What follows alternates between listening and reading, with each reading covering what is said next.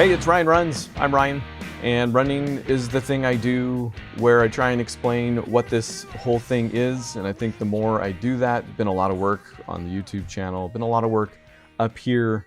I'm pointing to my head, podcast people, trying to figure out what exactly I'm trying to do here. And I think the more I do that, the more I realize that this might just be the part where I talk about all of that. So not to pigeonhole it as the video game thing, I will probably always talk about video games to some extent during this, because that's going to be some of what I do, like today.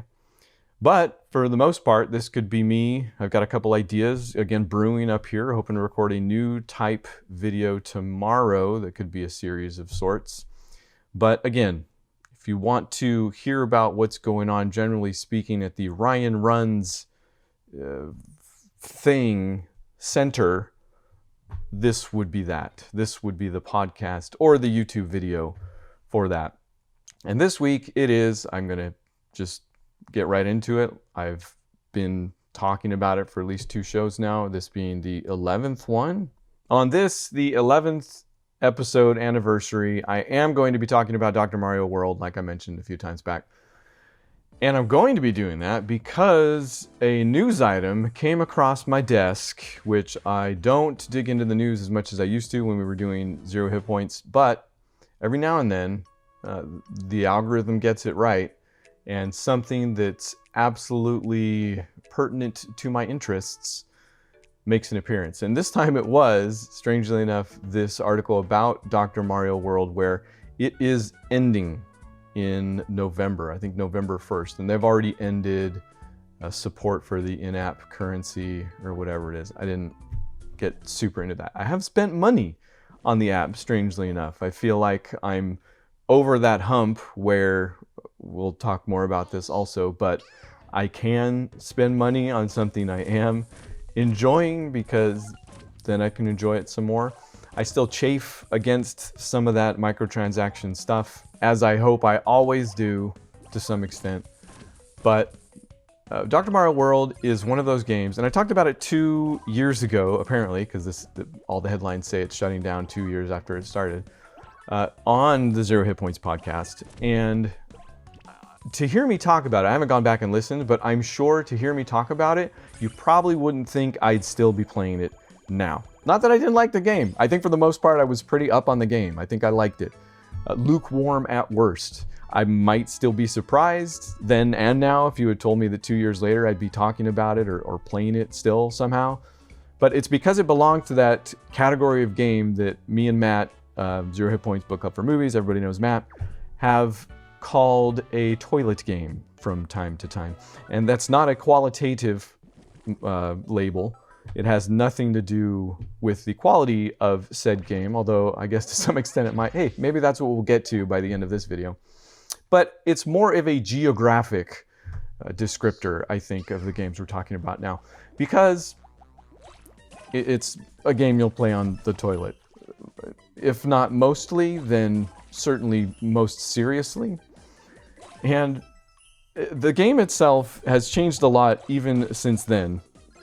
And I'm going to break with tradition here and get on my phone during the actual show, because I haven't engaged with a lot of these features before, but most of them weren't here. They have this thing called a summit, which will kind of restrict the way you can play the game, which might sound bad at first, but if you remember, you're amazing. But when I first talked about it, I was looking for something that maybe was a little bit more bespoke, something that had a little bit more of a tunnel vision. Again, sounds bad, but a specific design to it where you could only use pieces in certain ways to solve a puzzle. And it really wasn't that. They flirted with that from time to time and have continued to flirt with it as time has gone on, but it has certainly been, for the most part, not that. It's been the type of game that is more geared towards replayability, I guess, but certainly, I don't even want to say procedural generation, but I guess that's the area that they're playing in. But as opposed to puzzles that you're trying to figure out, it's more of an algorithm that will give you certain percentages relating to what pieces you get, sometimes even what the board looks like, where the germs are.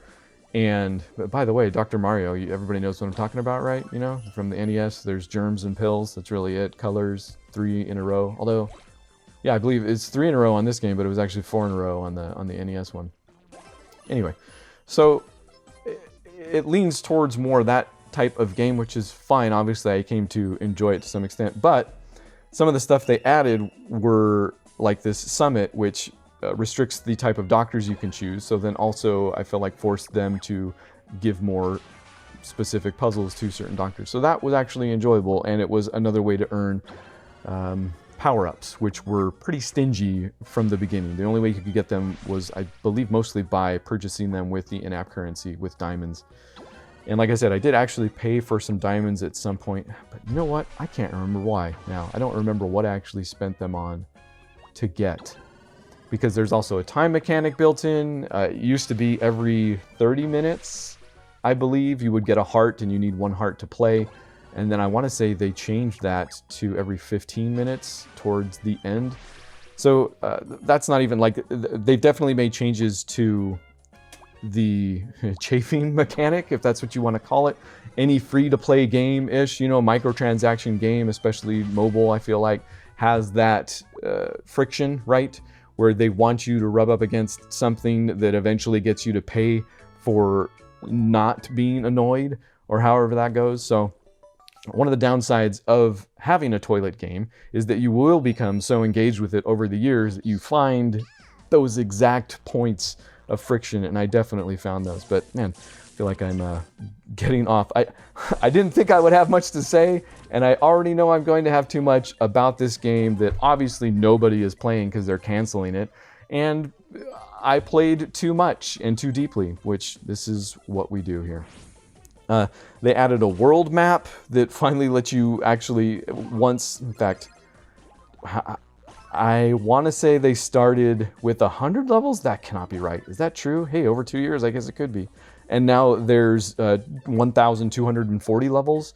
So they pretty regularly updated the map to include more levels, which, so I always look for the end in a game. And I feel like that's not the point, again, with some of these, because they're looking to make money, especially in this age of games as service. You know, everybody's looking for something that can just, people can grind away at and just keep dumping money into. And that's not how I play games, and it really never will be. In fact, outside the genre of toilet games, I don't really do anything like this. Like, I love games that I can go through, get an idea, a vision, maybe what the developer had in mind. I don't play a lot of multiplayer stuff for this reason. I think the last time maybe I dipped into anything real seriously might have been Destiny. I mean, yeah, over Outriders, whatever. But not necessarily, certainly not as deep. Like, I like to get that experience once, but once I find out that something is just another one of those, I really don't go back. I'm not the type of person that looks for that next game to always be playing in that respect. So I feel like we must have talked about this before, 11 episodes into a show that has my name on it. So with toilet games, I do that a little bit. I spend way too much time on them, and we'll talk about another game where I feel like I do this, so I probably should shut up about this eventually. But it is to say that the game has changed a lot over time, and they have added a lot of stuff to it, so I don't feel like at any point it has been unsupported, even if the way I play games, I'm like, man, I just wish I knew, although now I do, when this game was going to end, because then I could just concentrate on getting 3 stars on every level, which is where I'm at now. But as time went on with the game, it was obvious that they weren't making as much money as they wanted to, because those friction points appeared to come a lot sooner and a lot more annoyingly. And maybe that's just because, again, I was used to being able to play at this level, and now I couldn't. I was used to being able to, you know, that's the thing with these games. They almost begrudgingly, it seems, want to include the players that will just bang their head against the wall until they beat the level, which is absolutely me.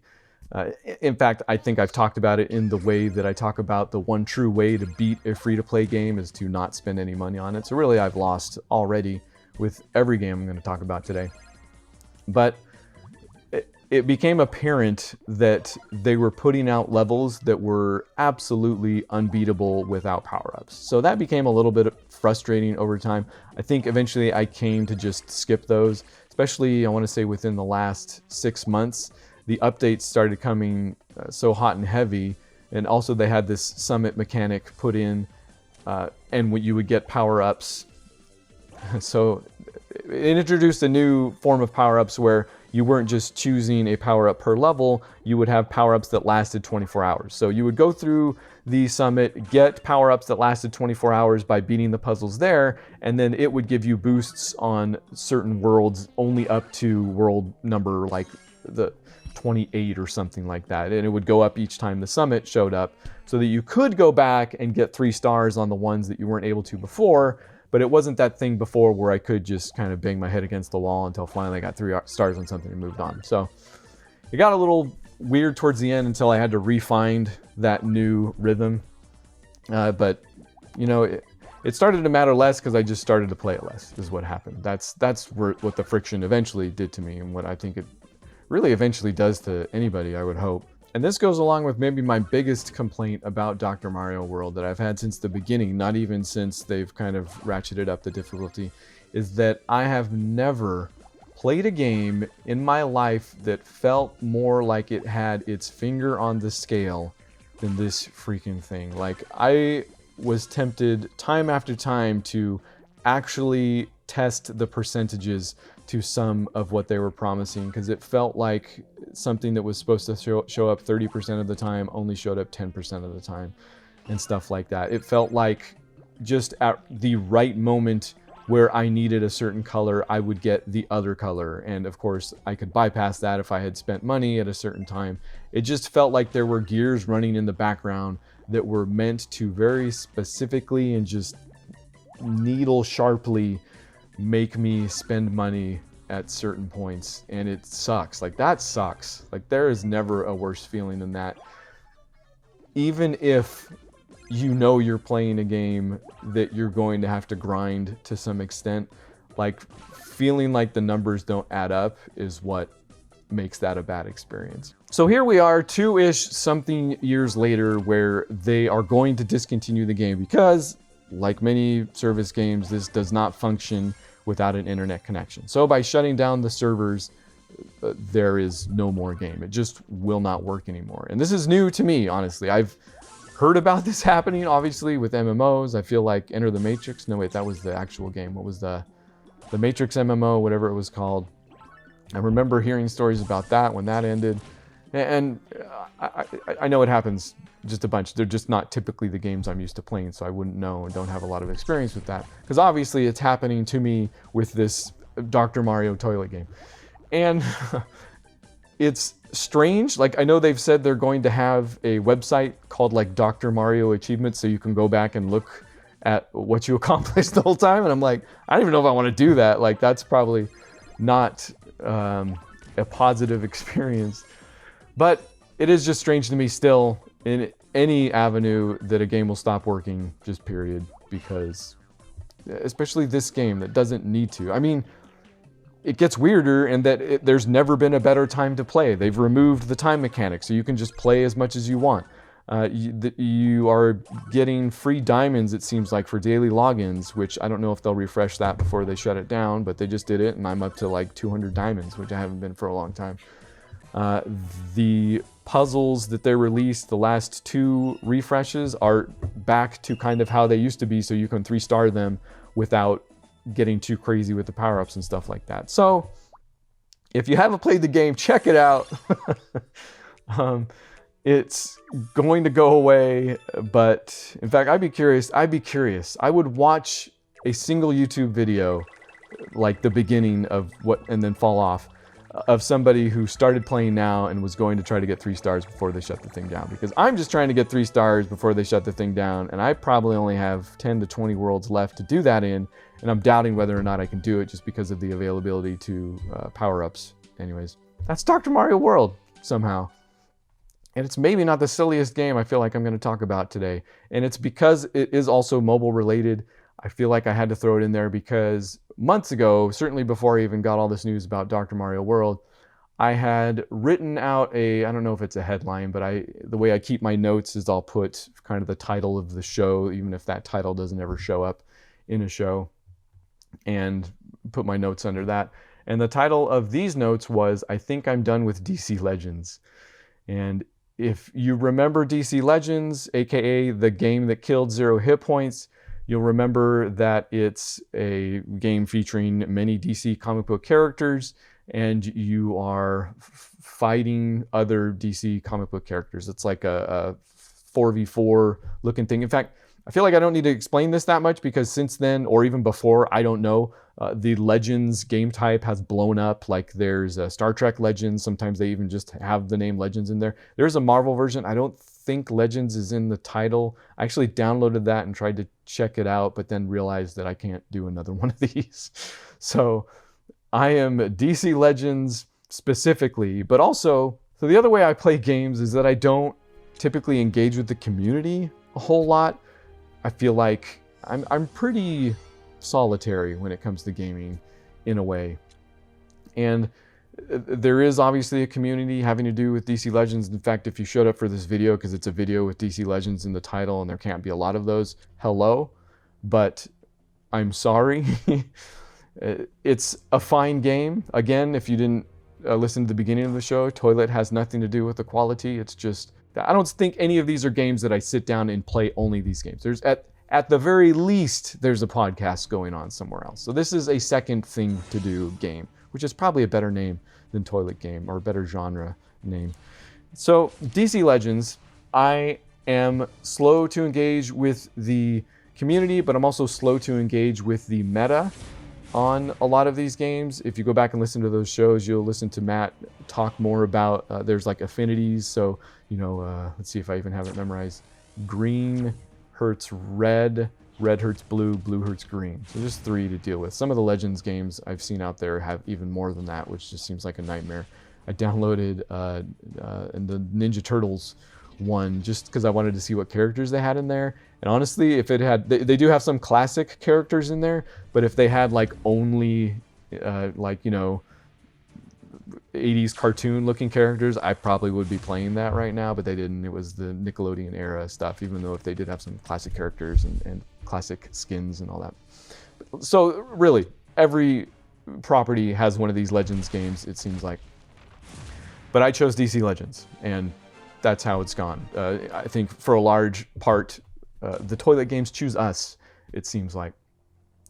So I think I just got tired of it. I think I broke first is what happened with that game. And the truth is that I wrote that headline and am still playing it, but I've just cut back. And I know I'm putting footage down in the corner, so I don't know how much of this is going to match up, but there's a lot there that I just don't do anymore. I'll do like one red alert, which is kind of this single player horde-ish. There's 12 steps mode. I do like one just to get the daily challenge. The multiplayer I've completely pulled back from. I just do 2, usually the siege if that's going on, because that's how you get new characters. Oh yeah, so at one point I made a goal for myself. Well, I'll just try and get all of the characters then. And I'm 1 away. I just need freaking Batwoman. Besides King Shark, who is the new character. Again, when the siege comes up, that's how you get the new character. So if you play the siege at all, you'll get the new character by the end of it. So I will have King Shark by the end of that. But you can see if I'm flipping through the game, the other goal I set for myself was to have some, I think, rebirth heroes in every affinity. Maybe 4, because a lot of times they'll have one-off events where you can only use a certain color. So I was like, well, that's a thing to do, is get a rebirth hero is where you max them up to level 80, and so you can do 5 normal stars and then 5 legendary stars. So if you have 5 legendary stars, and actually the level doesn't matter. I don't think you have to be level 80. I don't remember. Then you can rebirth them, which this is one of those games that you're getting frags or fragments of characters, and then when you get enough, you can unlock a character. I first ran into that, and I think the Mortal Kombat mobile, but I know it's going around a bunch. So it was fun to collect characters. It was fun to level them up as high as I could, even though 1 rebirth isn't even the highest you can go. You can go up to 5 rebirth. Eventually, I got so desperate that I did get into the meta. I did memorize what hurts what, and I did actually look up I Googled the term DC Legends tier list, and there's one that comes up most often. So if you are part of or a fan of the WROL broadcast, thank you. I have taken just the thumbnails from some of your YouTube videos to decide who I'm going to level up, which, by the way, okay, public service, if you're going to play this game, if you're going to start playing this game, because I've spent a lot of time kind of tooling around and this is also a valid way to play the game. Just pick the characters that you like and make them high levels. That's cool too. I've done that. I think I have Swamp Thing, which I certainly wanted to level up, but he's only, I think, on A tier or something like that. He's not S tier. So that's one way to do it. Have fun. Whatever. It doesn't matter. At some point, having fun became secondary, and I wanted to know who the heavy hitters were. Luckily, I had some of those guys already, but then I started bringing in some others and leveling them up just because they were the ones that could get. And that's the thing. This is the thing. Why?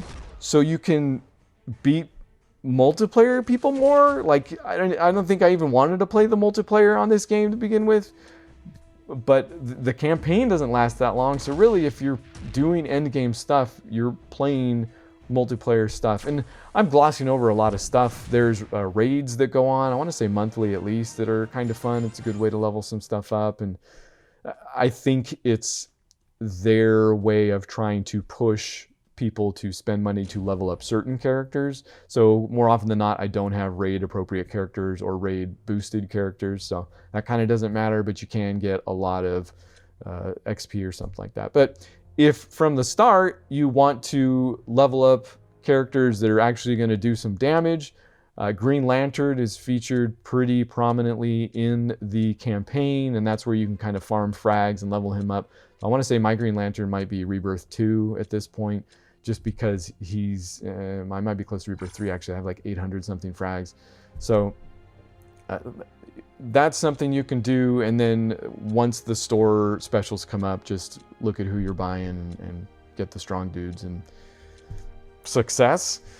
So I'll admit I don't engage probably as much as I could with some of these games, but why I still do is because I do still find it interesting to dig into a game. Like, I'm not falling asleep on these still, right? Like, I get that I'm kind of doing them secondarily to a lot of stuff, but at the end, when I sit down and think about stuff, I don't know that the depth is completely there with either of these games, DC Legends or Dr. Mario World. And by depth, I mean, especially, I didn't mention this about Dr. Mario, but what Dr. Mario and DC Legends have in common is an incredibly large cast of characters. Dr. Mario, you have doctors that have special abilities, but then you also have 2 assistants that also have special abilities. I guess they're probably more buffs, you would consider them. DC Legends, obviously each character has 3 different, but any other game, especially maybe something MOBA-like that's a little bit more focused on balance, or at the very least counterbalance, you might be able to find some really interesting ways. In fact, I'm sure these are why these games hold up to esports and stuff like that, right? Is because there are some incredibly interesting counters and strengths and weaknesses and how people play them. Like, I don't necessarily think that dialogue is here to a great extent with either of these games, including DC Legends, where there might be a greater chance for that to happen. You know, like, what characters are you choosing? Are you choosing characters that are stronger against other characters? You know, like messing with your roster so that you can have the perfect foil to whatever team you're playing against. I'm sure you can do that, but, and maybe I'm spoiled because I am so high leveled now that I don't have, like, I haven't had a red person on my team for the longest time, just because I got Black Flash at some point and he's OP kind of no matter what. So I think that's what I'm talking about, is that it isn't so finely designed that you are able to have that dialogue, even if it is with the developers. So I wouldn't go in looking for that. I do think it's fun too. I think it's fun to have that dialogue with any game, so I kind of do it here too. And it keeps me, again, from falling asleep, maybe. This is all to say, I'm probably still going to play DC Legends. I feel I've got another month or 2 in there, maybe, You know, actually, I'm lying to myself. I'm going to go till I get freaking Batwoman, which this is bad to put this out in the real world because I feel like whoever does hear it is just, Batwoman's not going to show up anymore. And maybe I'll open it every now and then to see what the new character is coming out that week, because that is fun. And honestly, I love the way they design all the characters. Like, I like the look of the characters. Whoever they got doing their stuff, it's some mix. There's definitely different people doing it. It's not all one person, certainly, because you can tell there's differences in the design of some of the characters. Some of them edge towards the comic book. Some of them probably go toward, maybe Arkham Asylum might be a good touch point there. So it's fun to see what new costumes they come up, or what new, in fact, if you're into the comics, doubly fun, I would imagine. King Shark like has an actual crown, and I'm like, oh, is that just not part of his name? So it makes me interested in some of that. They also have tie-ins when any time a new movie comes out, so there's been some Suicide Squad stuff as of late.